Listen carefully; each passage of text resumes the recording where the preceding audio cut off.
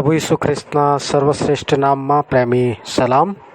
પવિત્ર બાઇબલમાં યોહાનની લખેલી સુવાર્તા એનો 17મો અધ્યાય અને વચન 12માં આપણે આ પ્રમાણે વાંચીએ છીએ: હું તેઓની સાથે હતો ત્યાં સુધી તારું નામ જે તે મને આપ્યું છે તેમાં મેં તેઓને સંભાળી રાખ્યા, અને મેં તેઓનું રક્ષણ કર્યું, અને શાસ્ત્ર વાચન પૂર્ણ થવા સારું વિનાશના દીકરા સિવાય તેઓમાંનો કોઈનો નાશ થયો નથી.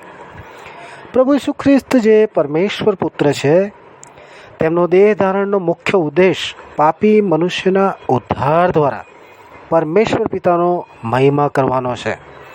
પાપી મનુષ્ય માટે પરમેશ્વર દ્વારા ઠરાવેલ દંડ નરક છે, અને આ નરકથી બચાવવાને અને સુરક્ષા પ્રદાન કરવાને પ્રભુ ઈસુ ખ્રિસ્ત મનુષ્ય જાતિનો પાપનો બોજ જે સ્વયં પર લઈ ક્રુસ પર બલિદાન થયા, મૃતકોમાંથી ત્રીજે દિવસે પાછા જીવી ઉઠ્યા અને સ્વર્ગમાં ઉપર લઈ લેવામાં આવ્યા.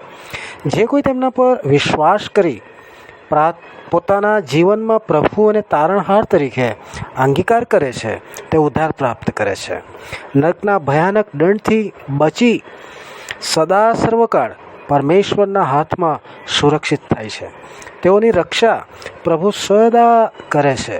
જો કોઈ પ્રભુ ઈસુ ખ્રિસ્ત પર વિશ્વાસ કરે છે, તેઓને પરમેશ્વરના નામથી સુરક્ષા પ્રાપ્ત થાય છે.